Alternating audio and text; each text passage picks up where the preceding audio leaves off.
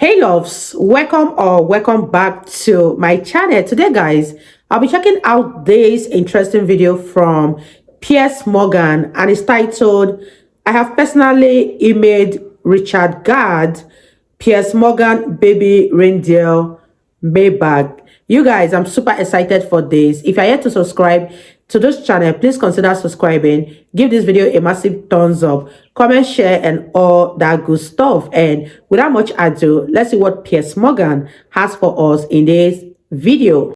Welcome to a special edition of Morgan's Mailbag, which today is all about just one interview. This show is incredible. Baby reindeer. He got absolutely obsessed. Our beef curtains. I did not move. Everybody is talking about baby reindeer. Now fans are trying to find the real people behind the story. Because it does depict real life events. It's blown up so quickly and so fast all around the world that I didn't expect it. Look down the barrel of that camera. To people who still doubt you, what do you say to them? Yes, my one-on-one with Fiona Harvey, aka the real Martha from Baby Reindeer, has been watched more than 12 million times on our uncensored YouTube channel, and literally tens of millions more across other social platforms.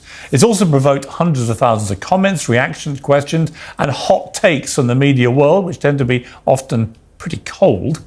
I'll be reacting to a selection of those, but before we get started, a quick reminder of the interview that got the whole world talking. What do you hope to achieve in this interview? I came on your show because you're a veteran broadcaster. I think you'll give me a fair hearing. I find it quite obscene. I find it horrifying, misogynistic.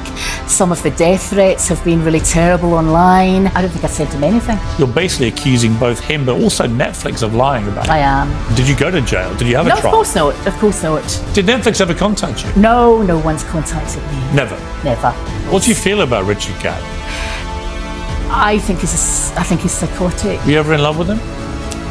Yes. Is that a serious question? Okay, here's just a snapshot of your instant reactions. At Britannia said, "This is the most fascinating interview I've ever watched. The lies are crazy." At Eric Johnson, 9663 wrote, "Along with this interview went on, the more she confirmed to everyone she's exactly like the character in the show. This interview was a disaster for her. And having watched my interview, at John O'Gibb gave a shout out to actress Jessica Gunning, who played Martha in Baby Reindeer, saying the actor who played Martha deserves an Emmy. She nailed that role. Ha ha ha. Oh my God." So several things to unpick there. One is that, the actress did play the role very well of the real life Fiona Harvey, very well, too well, you might think. If the whole desire of Richard Gadds, the author, of course, about whose story this is, and Netflix was to hide the identity of the real life people behind these characters, then why would you choose an actress who looks quite similar to her and who you make speak exactly like her? And why would you then use extracts from posts and messages in the series which could be immediately traced back to Fiona Harvey? So I think there was a real duty of care failing, I think, by everyone involved in this, which meant that she was identified. That, of course, is why she decided to come on my show, because she wanted to have her say as everyone was having their say about her. Now, it's fair to say the vast majority of you agree that the similarity between Fiona and Martha was striking. Alice Moore, however, thinks there's still room for doubt. Wow, this is really fascinating. I don't know what to believe now. I think she's quirky. I don't think she's as mad as the character. The character seemed a lot more vulnerable in a way that she couldn't hide it, whereas this lady doesn't come across as a stalker to me. Well, look, I don't know if she is a stalker in the way that Richard Gadds has categorised her to be. I do think she sent a lot of messages to him. I do think she probably had an unhealthy obsession with him. But was she a convicted criminal for the stalking? Did she ever get found guilty of stalking him? Netflix and Richard Gadds say yes, she did, but no one can produce a shred of evidence that that ever happened. And so the whole credibility, frankly, of their position, this is a true story, is in a perilous place unless we see that evidence of a court case and a conviction. A lot of the initial commentary around the interview focused on whether we were right to give Fiona a platform at all. Amy Bulldog 9689 said, "This woman is clearly mentally unwell. I think it's unethical to put her on TV to satisfy his audience's morbid curiosity." Well, how do you know she's mentally unwell? You guys, what are your thoughts on this video? I watched a snippet of that interview, and one thing that stood out to me was that that woman was so unhinged. She was giving off all shades of red flags. And the way she laughed was very, very terrifying. You can tell that this woman is okay. Okay? And the way she was laughing was very, very terrifying. And you can almost conclude that this woman is an actual stalker. Leave your thoughts in the comment section down below. And let's continue watching, you guys. That's your assessment. We've seen no independent evidence that she has a mental illness. We've seen no evidence she ever got convicted of any crime. So who are you, frankly, to judge whether she's vulnerable or not? She volunteered to come on the show.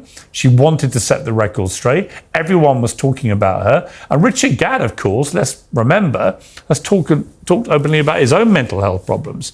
He was given a platform despite that. So why shouldn't Fiona Harvey, given what happened to her? Well, interestingly, at GemD573 said, to balance things up, we need to now give the person behind the baby reindeer phenomenon an invitation.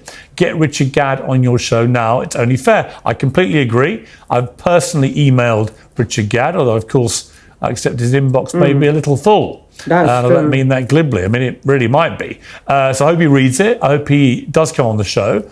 I certainly wouldn't give him a hard time. He, I think, has gone into this with the best of intentions. But has he blurred the lines of his own story from non-fiction to fiction? Did he invent the fact that she got convicted or not? I'd love to know the answer to that, because that's the big part of the last episode. Speaking of Richard Gadd, what always has been going on, he's been on the red carpet in America and then at the BAFTAs, soaking up the plaudits for his acclaimed drama, and quite rightly, it's a great piece of work. But in response to the controversy surrounding the identity of the real Martha and other characters in the series, he's now drawing a line, saying in an interview with The Hollywood Reporter, I don't think I'll ever comment on it ever again. That may be a little convenient, Richard. I've got to be honest with you. I hear you're a great guy from people I know who know you, who've worked with you. And you're a very talented writer, and you've had a massive success with this series. But you can't just suddenly stop talking about it, given the repercussions that have spun off this series, in particular for people like Fiona Harvey. There was a duty of care failure, regardless of whether everything in that series was true. You allowed people to find out who she was far too easily. And on these crucial questions about whether she was convicted and went to prison, you've got to produce some evidence or some answers, or an apology, and probably a large cheque to her. Equally, Netflix is also facing growing questions about their duty of care policy in the wake of the interview, such as when their policy chief appeared in front of a British Parliamentary Select Committee and said this. Baby Reindeer is an extraordinary story, and it is obviously a true story of the horrific abuse that the writer and protagonist Richard Gadd suffered at the hands of a convicted stalker. We did take every reasonable precaution in disguising the real life identities of the people involved in that story. All of this, of course, raises the question of whether Fiona Harvey might have a legal case against Netflix.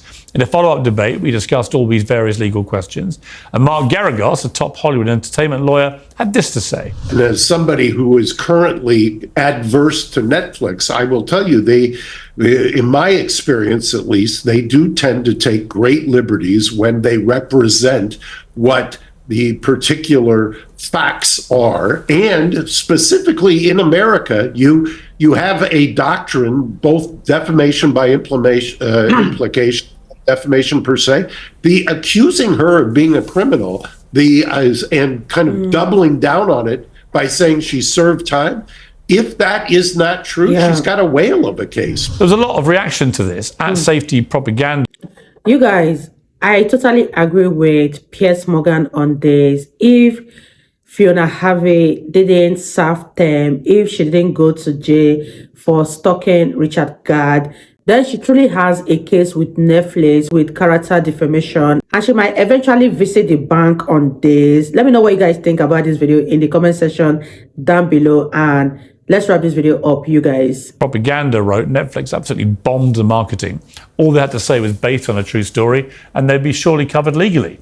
At Corey FPV, on the other hand, doesn't think there's a case to answer. Netflix can say based on a true story and then sensationalize and make it more dramatic. That's how TV works. Well, they didn't say based on a true story. They said this is a true story. And then their executive said that again under oath in Parliament. So that was their wording, not ours. At Colino FG feels any discussion of legal action is all a moot point. She will never sue. She knows exactly that he has all the evidence. Well, he probably does have the evidence, Richard Gadd, of her emails and texts and handwritten letters and voicemail. I'm sure he does, which is why Netflix have been so specific about the volume that he received. But we haven't seen, of course, the replies to any of that, although we do know by his own admission that he did lead her on a few times, and that he also did stuff to her pictures on his laptop, which was a little bit odd. So there are weird dynamics about this whole story, which make it, frankly, a bit of a mess. And one of the country's top King's counsels, Chris Dorr, does think there could be a case for Netflix to answer. He came on Uncensored to say this. Chris, like I said, you spoke to Fiona. As a result of that, will you be taking her case up? I'm in discussions now with a law firm in London with a view to taking the case forward.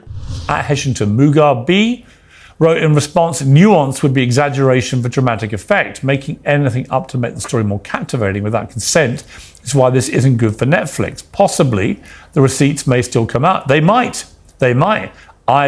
If it turns out she did go to court and did confess to the crime and was convicted of stalking Richard Gadd, that is game over for this debate as far as Richard Gadd and Netflix and Clark Films are concerned. It would be a validation of their claim it's a true story. But if Fiona Harvey's telling the truth and there was no conviction, no court case or anything else like it, then that's going to be a big problem for them legally. Unfortunately, this fascinating discussion was somewhat overshadowed by the contribution of one of the other panel members. We invited Iman Aiton on because she had called me out from my interview on other platforms like Good Morning Britain. And I wanted to hear what she had to say to my face. I don't know where the truth lies. No, you do know. You do know. Hang on. Don't ever say that. No, hang on, Iman. Don't ever say that again in your life. Iman, you know. I don't know. You do know. Don't interrupt. Question. Sorry, can I interrupt? I'm sorry, I'm really annoyed. Yeah. Chris, you know better. You're a lawyer. Oh, sorry, am I correct in saying you're a lawyer? It's a KC, he's a King's Counsel. Okay, perfect. Right, so you Extremely should know better. senior Right, lawyer. if you did your homework, you would have realised that Richard Gadd made it very clear that Netflix fictionalised the story. Let me repeat. No, they didn't. Yes, they did. They said it. They made it very clear, and yet you're saying you want facts. No, you're wrong. They fictionalised it. So what are you talking about? She's done none of those things. This documentary should have never been made, or they should have clarified. One extreme to the next, with all due respect, and I know I keep interrupting, but I'm going to do it anyway. Louise Etchell on X said 4 out of 5 panellists treated each other with respect and had a very intelligent and enlightening conversation. Well done, gentlemen. This seemed challenging under the circumstances. At Harlequin 55 compared Iman unfavourably to the real Martha. Oh dear, Fiona was a lot easier to watch than Iman. That says a lot because that interview had me squirming. How embarrassing is she? I would have muted her. Iman did post a message on her own social media about the incident and said that, don't want to invite me back, you're a coward. What you should have said was, Iman, you were a disgrace and you embarrassed yourself, and I'll do what I do best, grill you on my Uncensored channel again and hold you to account. But instead you took the cowardly approach. Actually, you know what? I'm under no obligation to do any of that.